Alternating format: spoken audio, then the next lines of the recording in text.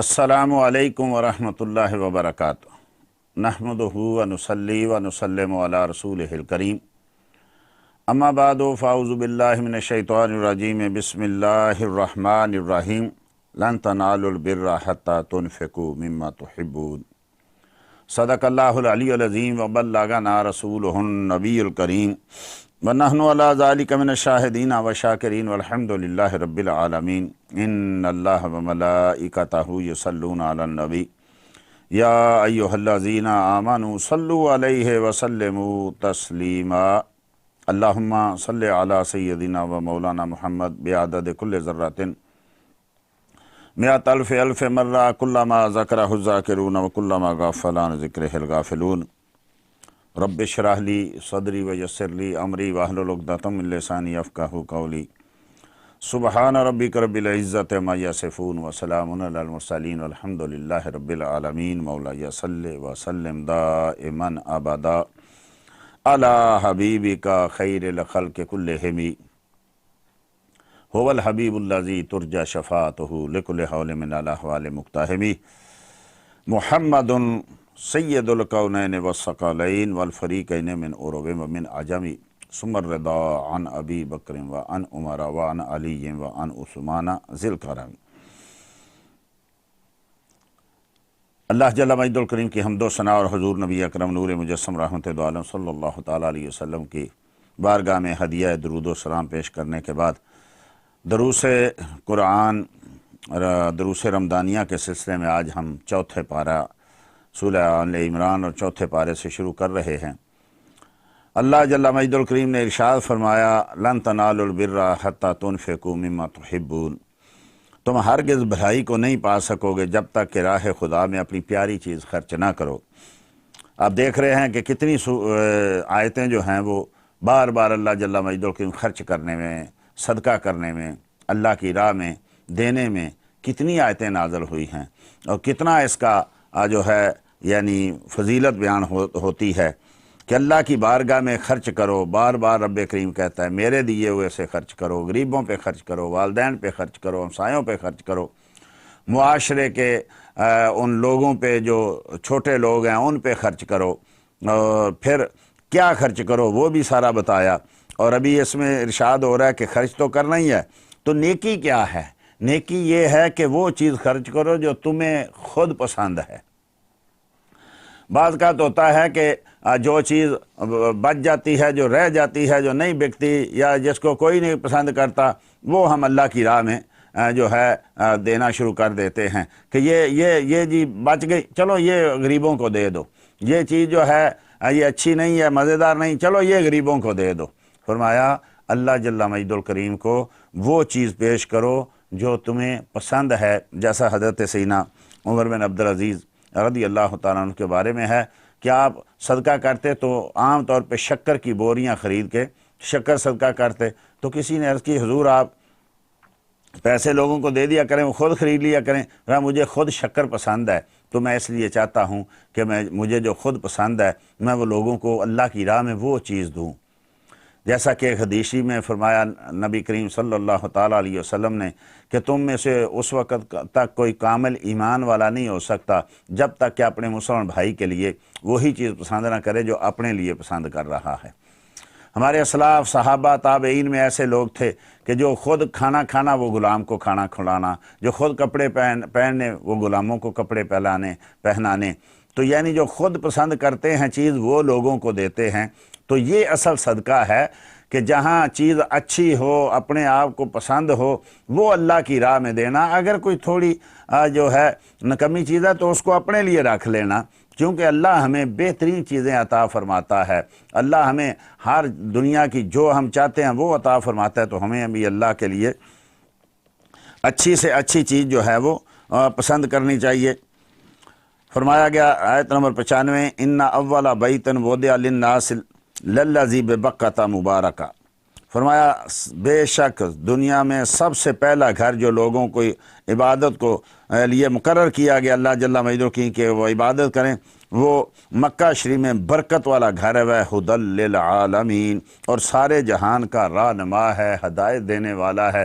یہاں خانہ کعبے کا قبلے کا جو ہے وہ بیان ہو رہا ہے کہ ساری دنیا میں سب سے پہلا گھر جو یہاں اس دنیا میں تھا وہ قبلہ یعنی کعبہ معظمہ تھا۔ حضرت آدم علیہ السلام کے ساتھ یہ آسمانوں سے بنا بنایا تشریف لایا تھا، اور سیدنا نوح علیہ السلام کے دور تک یہ رہا۔ جب طوفان نوح آیا تو اس کو اٹھا لیا گیا اور اسی کعبے کے بالکل اوپر، بیت المعمور اس کو کہتے ہیں، بالکل اوپر جا کے رکھ دیا گیا۔ اب وہاں آسمان کے فرشتے طواف کرتے ہیں، یہاں مومن طواف کرتے ہیں۔ تو فرمایا اس میں فیہ آیات بینات، اس میں بہت ساری روشن نشانیاں، گھر اللہ کا ہے اور اس میں بہت ساری روشن نشانیاں ہیں، واضح دلائل ہیں۔ اس میں کیا ہیں دلائل؟ مقام ابراہیم، اس میں مقام ابراہیم ہے۔ مقام ابراہیم کیا ہے؟ آپ غور کریں کہ رب کریم کو اپنے بندوں سے کتنا پیار ہے، اور بندوں سے جو چیزیں منسوب ہیں ان سے کتنا پیار ہے۔ آج کل لوگ سمجھتے ہیں کہ کوئی بھی چیز ایسی جو انبیاء کی طرف منسوب ہے یا اولیاء کی طرف منسوب ہے اس کو مٹا دو، وہاں سے شرک شروع ہوتا ہے، معاذ اللہ استغفر اللہ، شرک شروع ہوتا ہے۔ تو رب کریم یہ کعبے میں چیزیں نہ رکھنے دیتا جو غیر اللہ کی طرف منسوب ہیں، اس کے بندوں کی طرف منسوب ہیں۔ فرمایا اس میں روشن نشانیاں، اور روشن نشانیوں میں سے کیا ہے؟ مقام ابراہیم ہے۔ مقام ابراہیم کیا ہے؟ وہ پتھر ہے۔ جب خانہ کعبہ حضرت ابراہیم علیہ السلام کو حکم ہوا بناؤ تو بنانے لگے، تو جب دیواریں تھوڑی اونچی ہوئیں، دونوں باپ بیٹا بنا رہے تھے، سیدنا ابراہیم خلیل اللہ، سیدنا اسماعیل ذبیح اللہ علیہما الصلاۃ والتسلیم، تو تھوڑی دیواریں اونچی ہوئیں، تو آج کی طرح نہ کرینے تھیں، نہ مشینیں تھیں، نہ کوئی اور طریقہ تھا۔ تو جب اونچی ہوئی تو اب کیا کیا جائے؟ تو آواز آئی عاطف غیب سے کہ جبل ابو قبیس میں آپ لوگوں کی ایک امانت ہے، وہ لے آؤ۔ تو گئے تو وہ پتھر بول کے بتانے لگا کہ میں ادھر پڑا ہوا ہوں۔ سیدنا اسماعیل علیہ السلام نے اٹھایا، لا کے یہاں رکھا۔ اب وہ پتھر ذرا غور کیجئے، جس کو آج مقام ابراہیم ابھی تک وہاں موجود ہے، لوگ اس کی زیارت کرتے ہیں۔ اس نے وفا کی حضرت ابراہیم خلیل اللہ سے کہ اپنے اوپر حضرت ابراہیم خلیل اللہ کے قدم جو ہیں وہ ثبت کر لیے، نشانی کے طور پہ رکھے۔ پتھر تو ان لوگوں کے، اللہ کے بندوں کے یادیں قائم رکھتا ہے، لیکن افسوس کہ ہم بھول جاتے ہیں۔ انسان ہو کے جن کو سب سے زیادہ یاد رکھنا چاہیے رب کی مہربانیوں کو، وہ بھول جاتے ہیں۔ تو پتھر کے اوپر چڑھ کے کعبے کو تعمیر کرتے تھے۔ تو اب دیکھیے پتھر کو دھکا نہیں لگانا پڑتا تھا کہ آگے جانا ہے تو آگے کریں، پیچھے جانا ہے تو پیچھے کریں۔ یوں قبلہ کعبہ کی دیوار جو اوپر ہو رہی ہے تو خود بخود اوپر ہوتا جا رہا ہے، اور جب اترنا ہے تو پھر چھلانگ نہیں لگانی پڑنی یا کہنا نہیں پڑتا۔ حضرت ابراہیم کے دل میں خیال آتا ہے میں نے نیچے ہونا ہے تو بالکل نیچے ہو جاتا ہے، جب دل میں خیال آتا ہے کہ اوپر ہونا ہے تو وہ اوپر ہو جاتا ہے، جب دل میں خیال آتا ہے کہ آگے بڑھنا ہے تو وہ آگے بڑھ جاتا ہے، جب دل میں خیال آتا ہے کہ پیچھے ہونا ہے تو وہ پیچھے ہو جاتا ہے۔ اس پتھر کے اوپر پتھر رکھنے کی ضرورت نہیں تھی کہ اب دیوار اونچی ہو گئی ہے، یہ نیچا ہے تو اوپر اور پتھر رکھو، پھر اور پتھر رکھو، نہ، وہ خود ہی اوپر ہوتا تھا، خود ہی نیچے ہوتا تھا، خود ہی دائیں ہوتا تھا، خود ہی بائیں ہوتا تھا۔ پتھر جس کے اوپر حضرت ابراہیم کے قدم لگے، اس کو اتنا شعور مل گیا، اس کو اتنا علم مل گیا کہ وہ حضرت ابراہیم خلیل اللہ علیہ الصلاۃ والتسلیم کے دل کی حالت کو جانتا ہے۔ جو دل میں خیال آتا ہے وہ جان جاتا ہے کہ ابھی ان کو نیچے اترنا ہے، اوپر جانا ہے، آگے جانا ہے، پیچھے جانا ہے۔ پھر رب کریم نے بھی اس کے ساتھ، چونکہ اس نے رب کے نبی کے غلامی کی تھی اور اپنے سینے پہ ان کے قدموں کا نشان رکھا تھا، تو رب کریم نے بھی اس کو وہ فضیلت دی کہ وہاں اس کو یعنی رکھا گیا۔ لیکن جب بت پرست آ گئے جن کو پتہ نہیں تھا کہ جو انبیاء کی طرف منسوب ہیں وہ پتھر کیا ہوتے ہیں اور جو بتوں کی طرف منسوب ہیں وہ پتھر کیا ہوتے ہیں، وہ فرق نہیں کر پائے۔ وہ انہوں نے بتوں کو تو عزت دے دی، اندر رکھ دیے، باہر رکھ دیے، لیکن ابراہیم علیہ السلام کے مقام کا کسی کو پتہ ہی نہیں چلا، وہ عام پتھروں میں پڑا ہوا تھا۔ تو جب مکہ فتح ہوا، جب طواف کر رہے تھے تو سیدنا فاروق اعظم عمر بن الخطاب رضی اللہ تعالیٰ نے عرض کی، یا رسول اللہ، وہ جو جس کے اوپر کھڑے ہو کے حضرت ابراہیم خلیل اللہ نے کعبہ تعمیر کیا تھا، اس ہمیں چاہیے کہ اس کی عزت کریں، وہاں نماز پڑھیں۔ تو ابھی نبی کریم صلی اللہ علیہ وسلم کی بارگاہ میں عرض کی تو فوراً رب کریم نے جبرائیل امین کو بھیجا کہ جاؤ میرے محبوب، جاؤ جبرائیل میرے محبوب کو کہو واتخذوا من مقام ابراہیم مصلی، یا میرے محبوب جہاں ابراہیم کے قدم لگے ہیں اس کو اپنا مصلی بنا لو، جہاں حضرت حاجرہ کے قدم لگے وہاں صفا مروہ کی سعی ہو گئی، جہاں ابراہیم علیہ السلام کے قدم لگے وہاں جو ہے اس کو مصلی بنا دیا، اور جہاں اسماعیل علیہ السلام کے قدم لگے وہاں سے زمزم شریف کا پانی نکل آیا، اور قیامت تک کے لیے لوگوں کے لیے شفا بن گیا، اور لوگوں کے لیے جو ہے وہ ہر قسم کی جو ہے یعنی بھوک بھی مٹاتا ہے، پیاس بھی مٹاتا ہے۔ تو یہ پتھروں میں خواص کہاں سے پیدا ہو گئے؟ یہ پتھروں میں، لوگ تو کہتے ہیں نا یہ جی پتھروں کی عزت کرتے ہیں۔ ارے میرے بھائی، پورا حج کیا ہے؟ مناسک حج کو دیکھیں تو سارے کوئی راستہ ہے، کوئی پتھر ہے، کوئی پہاڑ ہے، کوئی درخت ہے، سارے یہی تو مناسک حج رب کریم نے جو قائم کیے تو اپنے بندوں کی یادوں کو تو قائم رکھا۔ اب وہ مقام ابراہیم جو ہے نبی کریم صلی اللہ تعالیٰ علیہ وسلم نے بالکل خانہ کعبے کے دروازے کے ساتھ اس کو وہاں سے اٹھوایا اور دروازے کے ساتھ رکھا دیا۔ اب لوگ اس کی زیارت بھی کرتے، اس کو ہاتھ بھی لگاتے، لیکن جب تھوڑا رش بڑھا، جب سیدنا فاروق اعظم کا دور آیا تو اب جیسے آج ہم اللہ بار بار لے جاتے ہیں تو دیکھتے ہیں نا وہاں رش ہو جاتا ہے، وہ درمیان میں آ جاتا ہے، لوگ آتے آتے رک جاتے ہیں، کوئی دیکھنے کے لیے، کوئی ہاتھ لگانے کے لیے، کوئی برکت حاصل کرنے کے لیے، نہ بھی رکے تب بھی درمیان میں آ جاتا ہے تو وہاں رش ہو جاتا ہے۔ تو فاروق اعظم رضی اللہ کے دور میں آج جیسا رش تو نہیں تھا، لیکن جب رش ہوا تو فرمایا یہ بالکل کعبے کے قریب ہے، اس کو تھوڑا دور کر دیا جائے تاکہ جو ہے لوگوں کے طواف میں رکاوٹ پیدا نہ ہو، زیادہ مسئلہ نہ بن جائے لوگوں کے لیے۔ تو جہاں آج ہے یہاں فاروق اعظم رضی اللہ تعالیٰ عنہ نے رکھوایا، امام فاقہی نے تاریخ مکہ میں اس کو نقل کیا، نبی کریم صلی اللہ علیہ وسلم نے خانہ کعبے کے دروازے کے پاس رکھوایا تھا، جہاں آج ہے یہ فاروق اعظم رضی اللہ تعالیٰ عنہ نے رکھوایا، اور آج تک وہ فاروق اعظم رضی اللہ تعالیٰ عنہ کی سنت جو ہے وہ جاری و ساری ہے۔ فرمایا ایک تو اس میں مقام ابراہیم جس کی تھوڑی تفصیل میں نے بیان کی ہے، انشاءاللہ آگے دوسری بھی آئیں گی تفاصیل۔ ومن داخلہ کان آمنا، اور جو اس میں داخل ہو گیا حرم پاک میں وہ امن میں ہو گیا۔ افسوس کہ جو امن تھا اسی کو دیکھیں کیا سے کیا بنا دیا، جہاں سے شفائیں بٹنی تھی، جہاں سے امن بٹنا تھا، جو ساری کائنات کے لیے ایک امن کا گہوارہ تھا، وہاں بھی لوگ آج کل جو ہیں وہ جیبیں کاٹ رہے ہیں، وہاں بھی لوگوں کے ساتھ زیادتیاں ہو رہی ہیں، وہاں بھی لوگ جو ہیں آپ نے دیکھا ہوگا ہنس رہے ہوتے ہیں، مذاق کر رہے ہوتے ہیں، ساتھ طواف بھی کر رہے ہوتے ہیں، اور ایک دوسرے کو ٹھٹھا بھی کر رہے ہوتے ہیں، بدنگائی بھی کر رہے ہوتے ہیں۔ یہ تو امن کی جگہ تھی، یہ تو رب کا گھر تھا، وہاں بھی جیبیں کاٹ رہے ہوتے ہیں، وہاں بھی لوگوں کے ساتھ زیادتیاں کر رہے ہوتے ہیں، وہاں بھی جھوٹ بول رہے ہوتے ہیں، اور وہاں پہنچ کے بھی جو ہے پچھڑوں کے ساتھ گھنٹوں گھنٹوں باتیں کر رہے ہوتے ہیں۔ بلکہ آج کل تو وہاں فلم بازی اتنی ہو گئی ہے، فوٹو بازی اتنی ہو گئی ہے، سیلفی اتنی ہو گئی ہے کہ پتہ ہی نہیں چل رہا یہ عبادت کرنے آئے ہیں یا یہاں یہ شاپنگ کرنے آئے ہوئے ہیں۔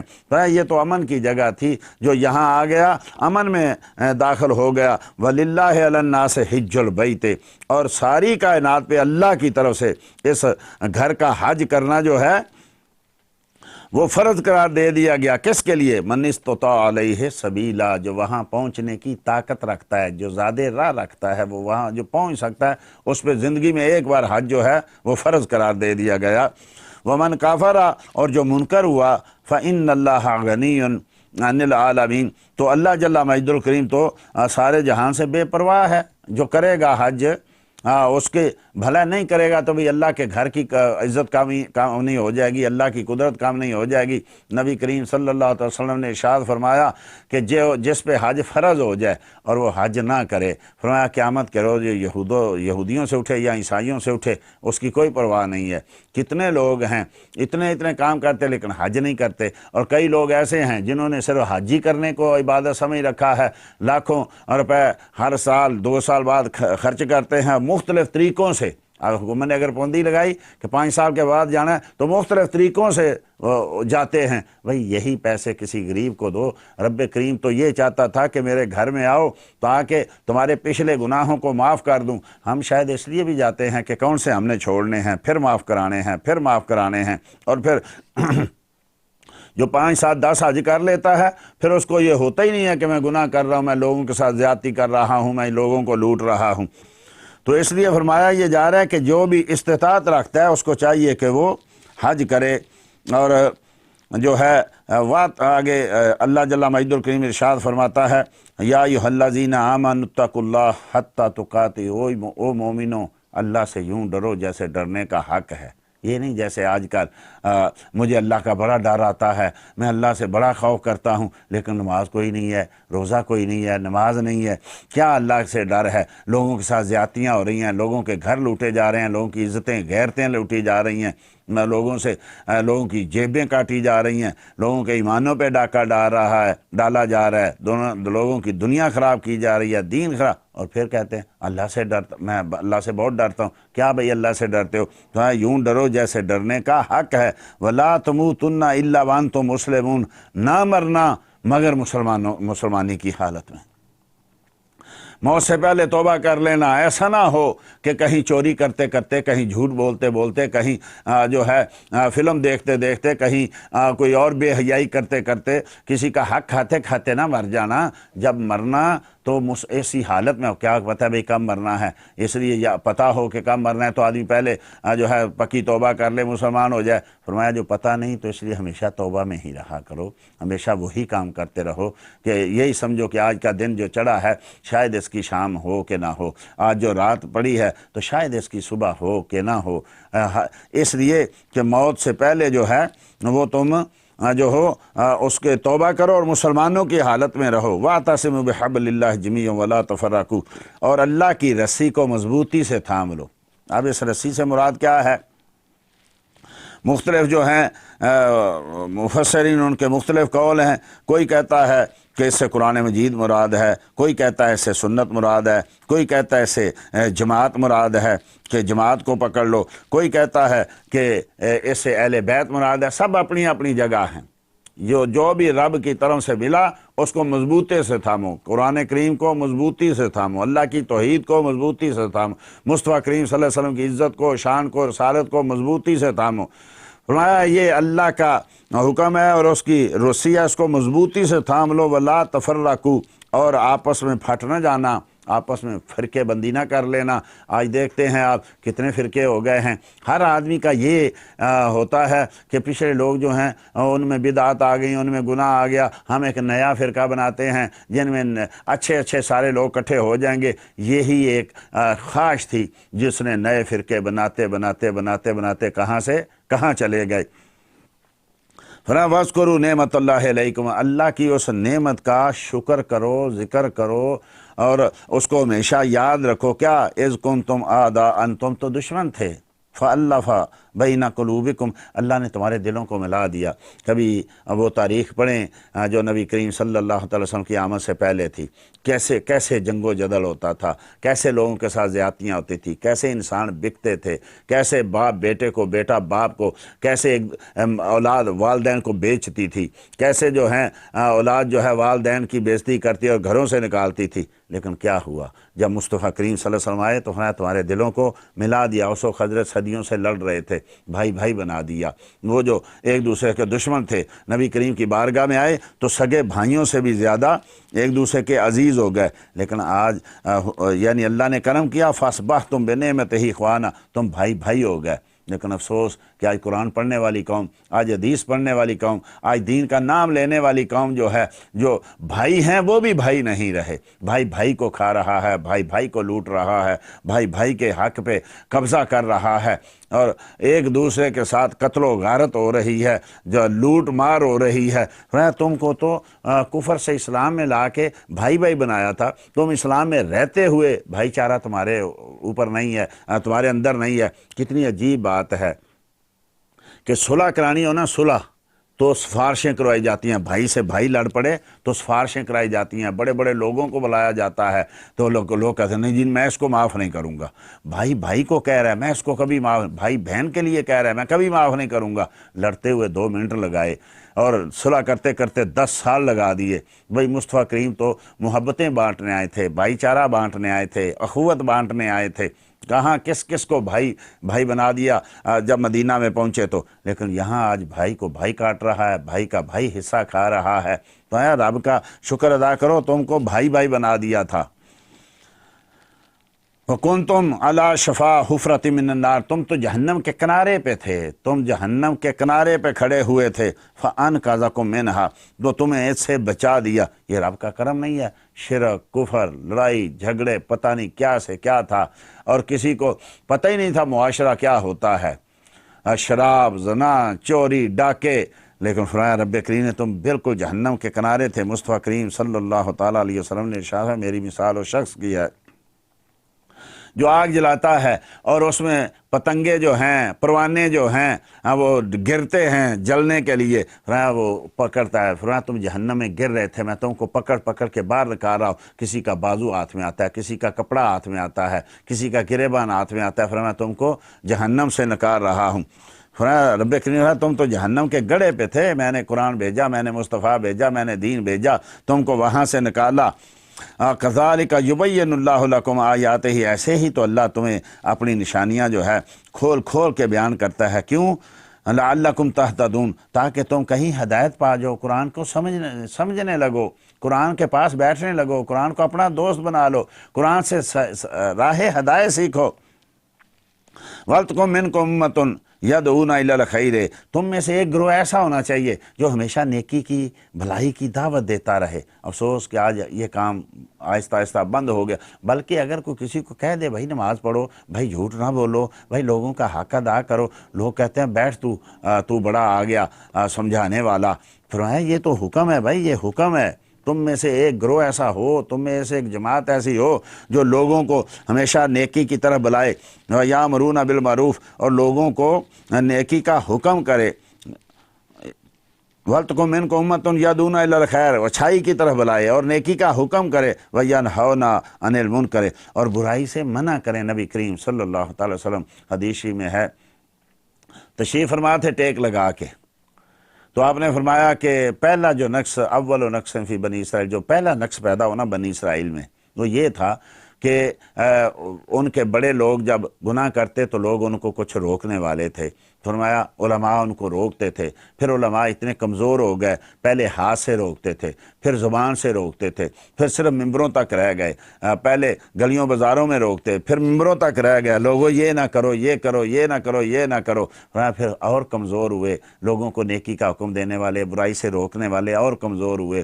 پھر وہ دیکھ کے گزر جاتے تھے کیا ہو رہا ہے، کوئی منع نہیں کہا، کیا ہم پہ وہی حال نہیں ہے کہ ہم برائی کو دیکھ کے گزر جاتے ہیں، کہتے ہیں اس کو چھیڑ کے، گندگی کو چھیڑ کے اپنے کپڑے یار ناپاک کرانے ہیں، چلو جو کرے گا وہ سو بھگتے گا، اپنی اپنی قبر میں جانا ہے، ہم نظر بند کر کے چل نہیں دیتے۔ اور اسی طریقے سے جو ہے کیا ایسا نہیں ہوتا کہ پھر فرمایا اس میں بعد ایک اور، پھر اس سے بعد بھی اور کمزوری ہوئی، اور اس کمزوری میں کیا ہوا کہ وہ لوگ جو پہلے نظر انداز کر کے گزرتے تھے، فرمایا ان کے ساتھ شامل ہو گئے، وہ بے حیائی میں سارے شامل۔ آج اللہ معاف کرے، آج ایک ڈگر پہ سمجھانے والے بھی وہی کھڑے ہیں اور سمجھنے والے بھی وہی کھڑے ہیں۔ آج اللہ معاف کرے، علماء کو دیکھ لیں، پیروں کو دیکھ لیں، لوگوں کو دیکھ لیں، آج کون کس کو ٹی وی سے منع کرے گا، کون کس کو گیموں سے منع کرے گا، کون کس کو بے حیائی سے منع کرے گا، سب ایک جیسے۔ کون کہے گا کسی کی بیٹی کو بھی پردہ کروایا کر، کیونکہ کسی کی بیٹی پردہ کاری نہیں رہی تو کون کہے گا۔ تو پھر ان میں یہ نقص آیا کہ وہ سمجھانے والے شامل ہو گئے۔ یہاں جب مصطفیٰ کریم پہنچے نا تو آپ نے ٹیک اور تاری، آپ نے مبارک ہاتھ بلند کیا، خبردار تمہیں نیکی کا حکم کرنا پڑے گا، تمہیں برائی کو سختی سے روکنا پڑے گا، اور اگر تم نے یہ نہ کیا تو تم پہ یوں ہی لعنت کر دی جائے گی جیسے حضرت داؤد اور حضرت عیسیٰ علیہما الصلاۃ والسلام کی زبان پہ بنی اسرائیل پہ لعنت کی گئی تھی۔ تم پہ بھی ایسی لعنت، تم بھی ایسے ہی ذلیل و خوار ہو جاؤ گے۔ آج دیکھ لیں ہمارا حشر کیا ہے۔ بے حیائی پھیلانے کے ہزاروں مواقع ہیں اور نیکی کے دروازے بند کیے جا رہے ہیں۔ نیکی کہنے والے کو لوگ اتنا ذلیل کرتے ہیں، کوئی بات کر کے جائے کہاں۔ لوگ کہتے ہیں نہیں جی دنیا ہے، ہم نے اپنی مرضی سے گزارنی ہے، ہم کسی سے کیوں پوچھیں؟ بھائی تو ہر بات لوگوں سے، میڈیکل کی ڈاکٹر سے پوچھتا ہے، مکان بنانا ہو تو انجینئر سے پوچھتا ہے، گاڑی لینی ہو تو کسی مکینک سے پوچھتا ہے، لیکن جب تو دین کی بات آتی ہے تو کہتا ہے میں خود ہی سب کچھ کر لوں گا۔ حالانکہ وہاں تو کچھ جانتا ہے، یہاں تو کچھ جانتا بھی نہیں ہے۔ مذاق بنا دیا انہوں نے دین کا۔ تو فرمایا کہ ایسے لوگ ہونے چاہیے جو لوگوں کو سمجھاتے رہیں اچھائی کیا ہے، برائی کیا ہے، اپنی ڈیوٹی سر انجام دیتے رہیں۔ وَأُولَٰئِکَ هُمُ الْمُفْلِحُونَ، وہی فلاح پانے والے ہیں، وہی کامیاب لوگ ہیں، وہی بخشے جائیں گے جو لوگ برائی سے منع کرتے ہیں اور نیکی کا حکم کرتے ہیں۔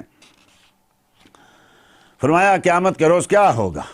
یہ جو لوگ دین کا مذاق اڑاتے ہیں، قیامت کے روز یوم تبیض وجوہ وتسود وجوہ، کچھ اس دن جو ہے کچھ چہرے تو بڑے صاف ستھرے ہوں گے، ان سے روشنی نکل رہی ہوگی، ان سے نور نکل رہا ہوگا، تسود وجوہ، کچھ چہرے اس وقت سیاہ ہو جائیں گے۔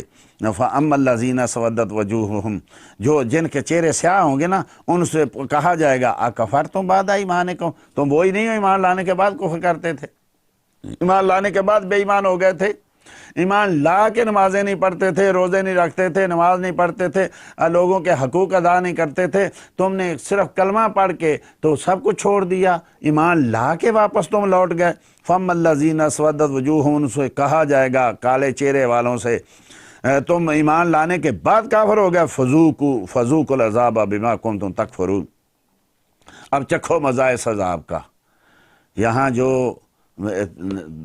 گرمی کی دھوپ میں نہیں نا کھڑا ہو سکتا، اس کو پتہ چلے گا جہنم کیا ہے اور قیامت کا دن کیا ہے۔ یہاں جو تھوڑی سی کانٹا چبھ جائے تو جس کی چیخیں نکل رہی ہوتی ہیں، جو کسی سے ٹیکہ لگواتے ہوئے ڈاکٹر سے رو رہا ہوتا ہے، اس کو فرمایا پتہ چلے گا تمہیں کہ یہ کتنے سخت دن ہیں۔ وَأَمَّا الَّذِينَ ابْيَضَّتْ وُجُوهُهُمْ، اور وہ لوگ جن کے چہرے چمک رہے ہوں گے، جن کے چہروں سے نور نکل رہا ہوگا، فَفِي رَحْمَةِ اللَّهِ، وہ اللہ کی رحمت میں ہوں گے، ہم فیہا خالدون، اور اس میں ہمیشہ کے لیے رہیں گے۔